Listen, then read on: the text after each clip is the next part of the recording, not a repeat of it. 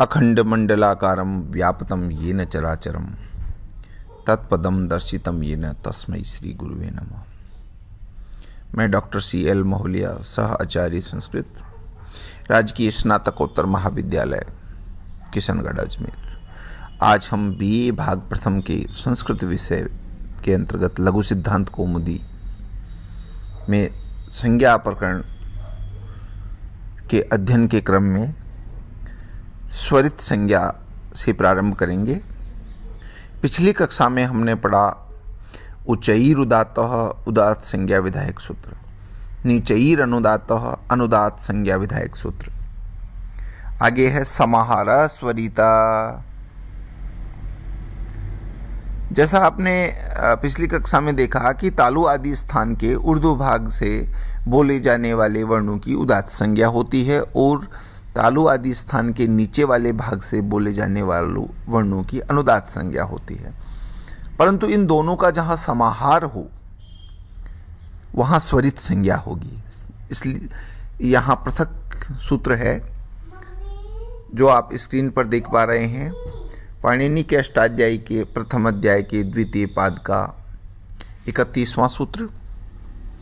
समाहार स्वरिता उदात्वानुदात्वे वर्णधर्मो समाहिते यस्मिन् स्वच स्वरित संज्ञः स्यात् स नवविधोऽपि प्रत्येकम् अनुनासिक अनुनासिकत्वाभ्यां द्विधा समाहार। कस्य समाहार? उदात्वानुदात्वे समाहार। उदात्त एवं अनुदात्त वर्ण धर्म जिस स्वर के उच्चारण में सम्मिलित हो उस स्वर की स्वरित संज्ञा होती है। वेद पाठी अपने उच्चारण में इन तीनों वर्णों का उपयोग करते हैं। लौकिक उच्चारण में ये तीनों लुप्त हो चुके हैं। स नवविधोपि उदात्त और अनुदात्त और स्वरित भेद पर करके प्रत्येक 9 प्रकार का हो जाता है। ह्रस्व दीर्घ प्लुत संज्ञक अच पुनः अनुनासिक एवं अनुनासिक करके 2-2 भेद हो जाते हैं। अर्थात ह्रस्व के पहले 3 भेद करेंगे, उदात्त अनुदात्त स्वरित। फिर दीर्घ के 3 भेद करेंगे, उदात्त अनुदात्त स्वरित। उसके बाद प्लुत के 3 भेद करेंगे, उदात्त अनुदात्त स्वरित। फिर उदात्त के अनुनासिक अनुनासिक, फिर अनुदात्त के अनुनासिक अनुनासिक, फिर स्वरित के अनुनासिक और अनुनासिक। इस प्रकार ह्रस्व के भी 6 भेद हो जाएंगे, दीर्घ के 6 भेद हो जाएंगे और प्लुत के भी 6 भेद हो जाएंगे। मुख नासिका वचनोनुनासिका अनुनासिक संज्ञा। अनुनासिक संज्ञा विधायक सूत्र ये है, जैसा आप स्क्रीन पर देख पा रहे हैं।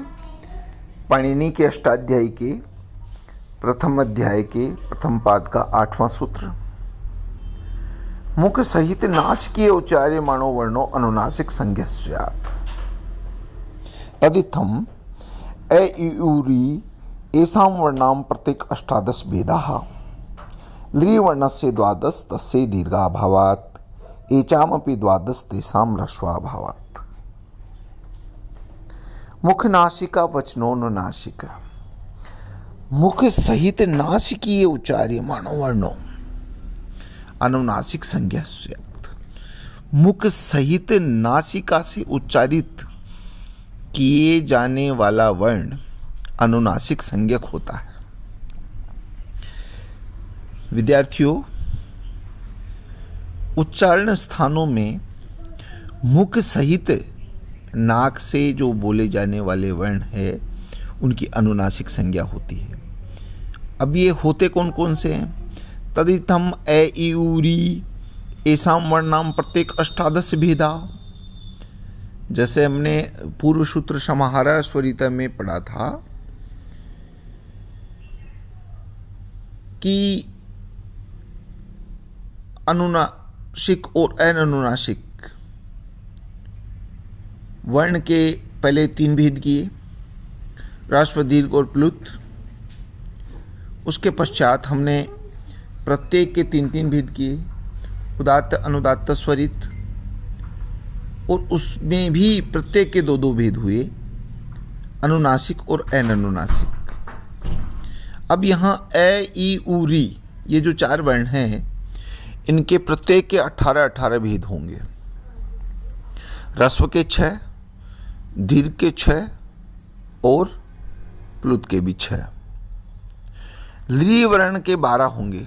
ली वर्णस्य 12 तस्य दीर्घाभावात्। ली वर्ण के 12 होते हैं, उसमें दीर्घ नहीं होता। दीर्घ वाले 6 आप माइनस कर देंगे। ह्रस्व और प्लुत ही होता है इसमें, ली में। एचामपि द्वादश और एच जो है, ए, ओ, ऐ, औ, ये 4 वर्ण, इनके भी 12 होते हैं। इनमें ह्रस्व नहीं होता, इनमें दीर्घ और प्लुत होता है। दीर्घ के 6 भेद और प्लुत के भी 6 भेद। अब ये 6 भेद आप समझोगे कैसे? 6 भेदों को समझने के लिए सबसे पहले आप ह्रस्व को पकड़िए। ह्रस्व का पहला है ह्रस्व, उदात्त, अनुनासिक।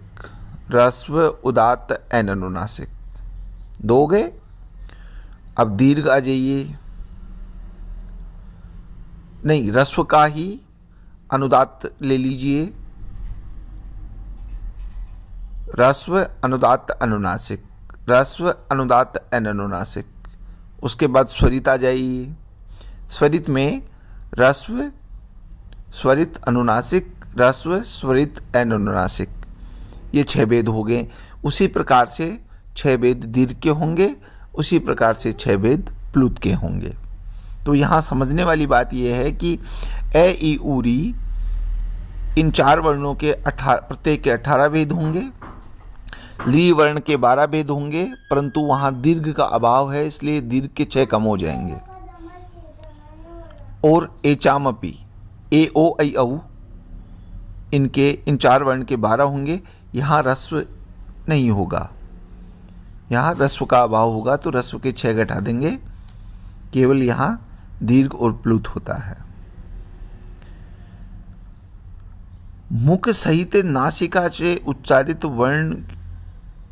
उच्चारित किए जाने वाले वर्णों की अनुनासिक संज्ञा होती है। तदित्थम, इस प्रकार ए, ई, उ, री, इन वर्णों में प्रत्येक के 18 भेद कहे गए हैं। जैसे ए वर्ण, ह्रस्व ए, दीर्घ आ, प्लुत आ, पुनः ए, आ। प्रत्येक उदात्त, अनुदात्त एवं स्वरित करते हुए 3 भेद हुए। इस प्रकार 3 या 9। पुनः यह अनुनासिक और अननुनासिक के रूप में दोबारा विभाजन इनका किया गया। इस भेद से कुल 18 हो गए हैं। ली के 12 भेद हुए हैं, क्योंकि इसमें दीर्घ नहीं होता।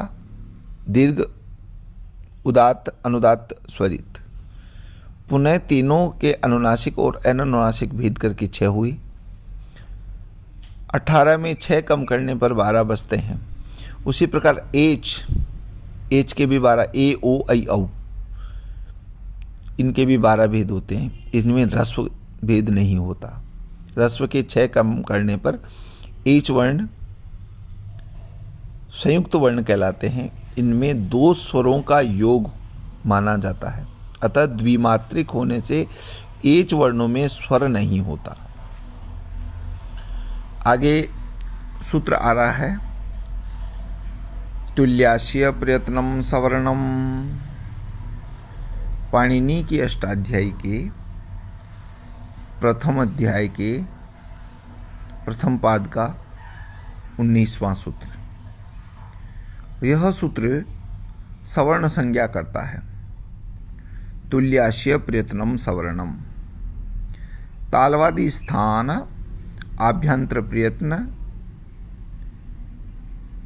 यश्चेत एतद्वयम् यस्य येन तुल्यं तन्मितः सवर्ण संज्ञा स्यात्। सवर्ण संज्ञा विधायक सूत्र। हम संज्ञा प्रकरण पढ़ रहे हैं। विद्यार्थियों, यह सूत्र हम अगली कक्षा में पढ़ेंगे।